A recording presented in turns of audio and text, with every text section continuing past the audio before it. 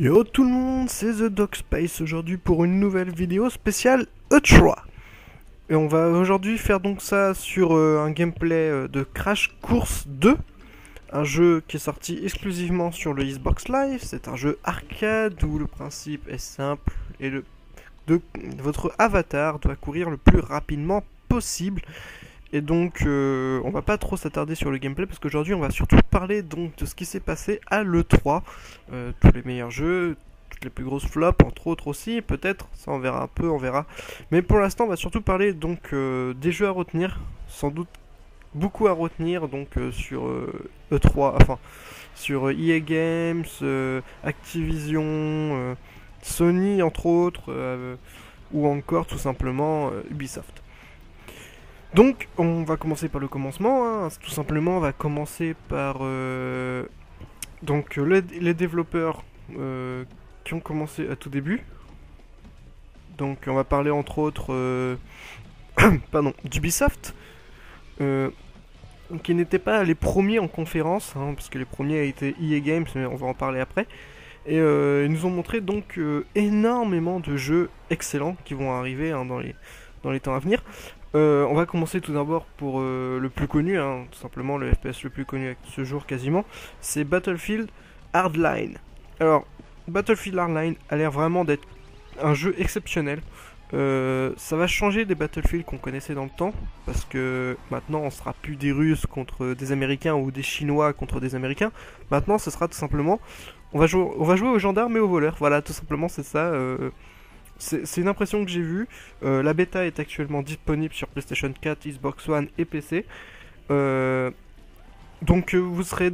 pourrez incarner soit des voleurs, soit des policiers. Le nombre de personnes qu'il y aura dans le multijoueur, je ne le sais pas encore. Ce sera sans doute soit 32, soit 64. Je pense que ce serait peut-être pas étonnant de voir arriver 64 joueurs sur un serveur PS4 et Xbox One. Compte à PC, ça se trouve ça pourrait doubler, mais ça je n'en sais rien, je sais juste qu'il y a à peu près comme un scénario. Alors il y aura toujours un mode solo apparemment, d'après ce que j'ai compris, un mode solo où on incarnera soit un flic je pense, hein, ou un voleur. Et en plus de ça il y a le multijoueur. Donc ce jeu sort au mois d'octobre, il me semble, si j'ai pas de bêtises, oui voilà c'est ça, mois d'octobre 2014, donc il est récent. Et s'annonce être du lourd, tout simplement, hein, faut le dire, hein, ça s'annonce être du lourd. Donc je pense vraiment que beaucoup de gens vont l'acheter et ce sera vraiment exceptionnel.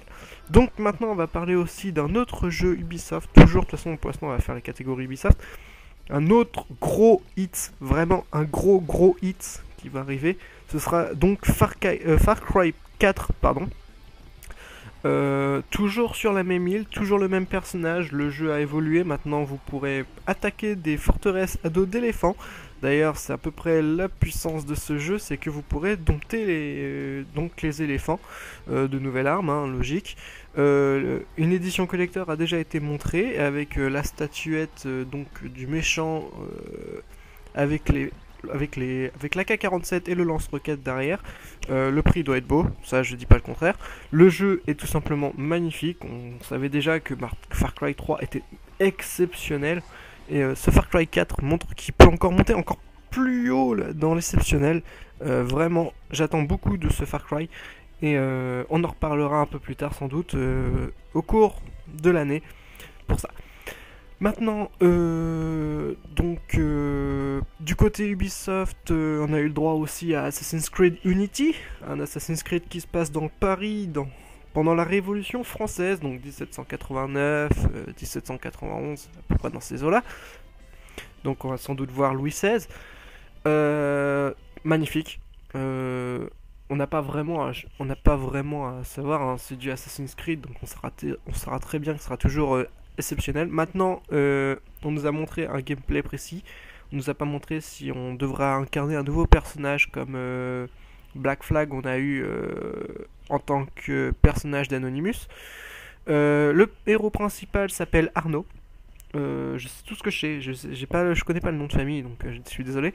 Vous pourrez escalader Notre-Dame et plein d'autres monuments connus de Paris.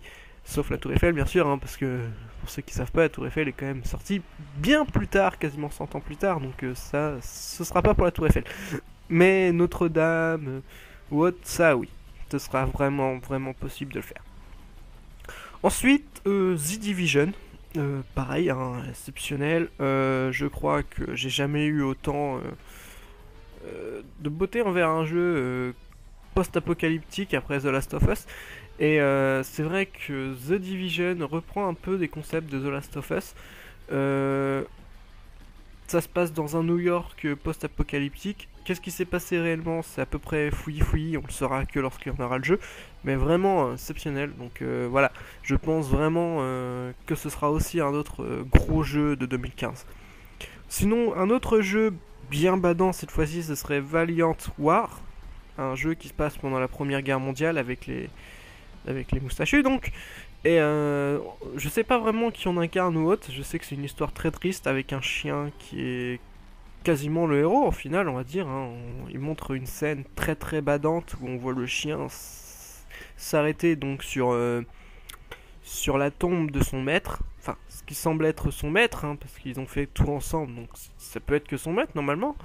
Donc voilà, à voir aussi pour ce jeu, on n'en sait pas plus. Maintenant, un dernier jeu Ubisoft qui a l'air de vraiment valoir le coup, c'est The Rainbow Six. Oui, un Rainbow Six qui est de retour depuis je sais pas combien de temps. C'est Rainbow Six Piège, si je dis pas de bêtises. C'est pareil que à peu près Battlefield Online, ce sera donc des gendarmes et aux voleurs. Quelqu'un qui vient en s'incrustant en prenant en otage des gens en haut, et le but est simple, vous devez sauver l'otage et tuer les 4 ravisseurs. Donc beaucoup de coopération par rapport à ce Rainbow Six, donc faudra voir. Est-ce qu'il y a un mode solo? Ça je n'en ai aucune idée, donc voilà. Sinon on va passer du côté EA Games, Electro... Alors, je m'étais trompé tout à l'heure, j'avais parlé de Battlefield je crois sur Ubisoft, mais je me suis trompé, donc c'est un jeu EA Games, tout le monde le sait. Je sais très bien comment mettre en commentaire sans doute ou autre que c'était, mais bon, on va pas passer là. Du côté de chez BioWare, Mass Effect 4 et Star Wars Battlefront, que des screenshots, on a quasiment rien vu de ce qui se passe, donc j'ai un peu peur, je suis sceptique par rapport à Mass Effect 4 parce que je suis un gros fanatique de la saga, donc j'ai vraiment peur de ce qui va se passer. Battlefront, c'est un Battlefront qu'on attend depuis des années, donc vraiment je pense que ce sera à la hauteur de nos espérances. Je l'espère, si en tout cas il est comme les 2 premiers, ça pourrait être que bon. Et voilà. Mais après, les games, ils ont montré leur jeu de foot, et tout ce qui était sport en général, donc voilà, on va pas s'attarder. Ensuite, Uncharted 4. Franchement, l'une des plus grosses annonces Sony en général, ça a été donc ça. Vraiment, Uncharted 4, je l'attends à pied ferme. Ensuite, nous allons parler aussi de Drive Club, hein, Drive Club qui est un excellent jeu de voiture qui sortira que sur PlayStation 4 normalement. Je l'attends beaucoup, mais voilà, c'est un jeu de voiture, c'est pareil comme pour Forza Horizon 2 que j'attends beaucoup sur Xbox 360 et il sortira aussi sur Xbox One. Et Project Car. Là, Project Car, c'est vraiment le jeu que j'attends le plus. Du côté Activision, bah, rien de nouveau, hein, Call of Duty, Advanced Warfare, donc le nom n'est pas très prononçant comparé à ce qu'on connaissait déjà de base, hein. C'est donc Sledgehammer qui va reprendre la partie. Pour ma part, je m'en fous un peu de tout ce que Sledgehammer ou Infinity War, si ça ne touche pas Treyarch, je m'en tape complètement. Et sinon, Destiny qui nous remontre un petit peu plus le bout de son jeu, un FPS révolutionnaire. Vraiment, je pense que ça va être misé gros. C'est donc créé par Bungie, les co-créateurs entre autres de Halo. Voilà. Maintenant, de cette annonce, je regrette un peu de ne pas avoir eu un F1 2014. Voilà, clairement. J'aurais bien voulu avoir un F1 2014. Et je sais pas d'autre idée de ce que j'aurais bien voulu avoir d'autre. Maintenant, il faudra attendre un petit peu plus pour savoir d'autres annonces. Hein, on pense sans doute à un Watch Dogs 2 qui sera bien plus tard, sans doute pour l'E3 2015. Pour ce qui serait vraiment, oui, donc comme je disais, pour qui serait vraiment dans l'E3 2015 qu'on pourrait déjà prévoir, Watch Dogs 2, entre autres, Il y aurait quoi encore? Metal Gear Solid 6.